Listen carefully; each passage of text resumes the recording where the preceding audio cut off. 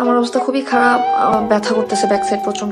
খুব ভালো হতো যদি আমরা দুজন একসাথে বসে আসলে আমাদের ব্যাপারগুলো বলতে পারতাম, বাট আমার মনে হয় যে আসলে আমরা এই আমাদের ব্যাপারগুলো নিয়ে কাজ টাজ সব কিছু নিয়ে আসলে এত কথা বলেছি যে আসলে এখন যেটা হয় যে আমার কাছে একরকম কথা শোনা যায়, ওর কাছে একরকম কথা শোনা যায়। তো এই জিনিসগুলো আসলে মানে ঘোলাটে হতেই থাকে। মানে আমার কাছে একটা প্রশ্ন আসে আমি একভাবে বলি, ওর কাছে কোনো একটা প্রশ্ন গেলে ও অন্যভাবে বলে। তো এটা আসলে এক একটা প্রশ্ন এক এক দিকে চলে যায়। তো আমার মনে হয় কি যদি খুব ভালো হতো যদি আমরা দুজন একসাথে বসে আসলে আমাদের ব্যাপারগুলো বলতে পারতাম, বাট এটা যেহেতু হচ্ছে না, যেহেতু কাজ করছি না এখন, বাট এতটুকু বলবো যে ওর সাথে আমার কাজের এক্সপিরিয়েন্স খুবই ভালো, আমাদের একটা ভালো একটা সম্পর্ক ছিল, সেটা আছে এখন হয়তো নেই, এখন আমরা কাজও করছি না, প্রফেশনাল পার্সোনাল কোনোটাই এখন নেই। বাট ও ভালো করছে, আমার দেখে ভালো লাগে, আলহামদুলিল্লাহ খুবই ভালো করছে। আমার জায়গা থেকে আমি কখনোই আসলে ওকে নিয়ে কখনো নেগেটিভ চিন্তা করিনি, বা আমি কখনো ওই চিন্তাও আনিনি যে আচ্ছা ওর কোনোভাবে কোনো ক্ষতি করা যায় কিনা, বা কোনোভাবেই কখনো কোনো চিন্তা করিনি। মানে আমি আমি আমি আমার জায়গা থেকে সবসময় চেষ্টা করেছিলাম যখন ও প্রথমও আসে তখনও সাপোর্ট দেওয়ার। আমার জায়গা থেকে আমি এখনও যদি আমার কাছে কোনো অফার আসে ওর সাথে কাজ করার, তখন আমি করব যদি আমার মনে হয় যে সব কিছু মিলে ঠিক আছে, স্ক্রিপ্ট অ্যান্ড এভরিথিং। সো আমার জায়গা থেকে আমি সবসময় ওকে নিয়ে পজিটিভ আছি, এখনও আছি। আমি দোয়া করব আরও ভালো করুক সামনে, ইনশাল্লাহ আরও ভালো করবে। সো এই আর কি, মানে ওই এটা ছাড়া আর কিছু। অবশ্যই আমি আসলে এখনও আমার নাটকের যে কোনো নাটকই বের হলে একটা কমেন্ট হলো এমন পাই যে আরুষের সাথে কেন না এখনও। দর্শক ডেফিনেটলি চায় এখনও, বাট যেটা হয়েছে যে আমাদের কাজ না করার ব্যাপারটা খুবই পার্সোনাল। তো সেটা আসলে আমি আমার জায়গা থেকে আমার মনে হয় যে আমি কিছু বলতে চাই না। এমন যদি হয়তো দুজন মিলে কোনো কিছু বলছি তাহলে হয়তো বা একসাথে ক্লিয়ার করা যেত, যেহেতু আলাদা আছি তো দুই ধরনের কথা আসলে বলতে চাই না, খুবই পার্সোনাল একটা ব্যাপার।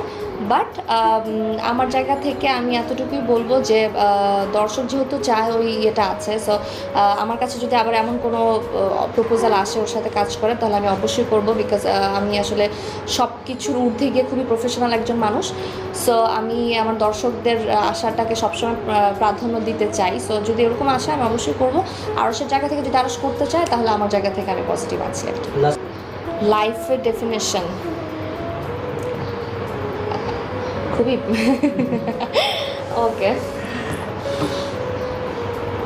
ফ্যামিলি, লাইফ আর লাইফ পার্টনার। ফ্যামিলি তো আসলে এভরিথিং, আর লাইফ হচ্ছে আমার ক্যারিয়ার, আমার অ্যাক্টিং, আমার ড্রিম। লাইফে আমার আসলে সবচেয়ে বড় ব্যাপারই হচ্ছে এটা।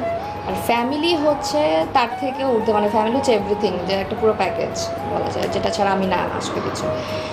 আর লাইফ পার্টনার হচ্ছে এমন একটা মানুষ যাকে বিশ্বাস করে হাতটা ধরে সারাটা জীবন পার করা যাবে। আমি আসলে সমালোচনাকে নেগেটিভলি দেখি না, বাট অত বেশি আবার পছন্দ করি ব্যাপারটা তা না। ব্যাপারটা আসলে যদি ব্যালেন্সে থাকে তাহলে আমার মনে হয় ঠিক আছে, যে আমাদের আসলে জীবনে তো দুইটাই থাকবে, এটা খুবই স্বাভাবিক ব্যাপার।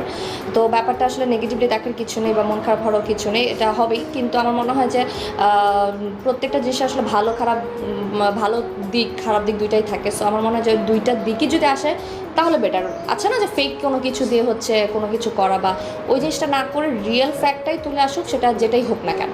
That's it. তানিয়া বৃষ্টিকে নিয়ে একদম খোলা মনে খোলা দিলে কি আজকে একটু ডেইলি সানের দর্শকদের জন্য কি একটু ক্লিয়ার করবি বিষয়টা আসলে কি? বিষয়টা আসলে কিছুই না। ধরেন আপনার আলমারিতে হয়তো বা বেশ কিছু কাপড় থাকে। মানুষের জীবনে বন্ধু হচ্ছে কাপড়গুলো। এখান থেকে একটা শার্ট নিয়ে তুমি সবসময়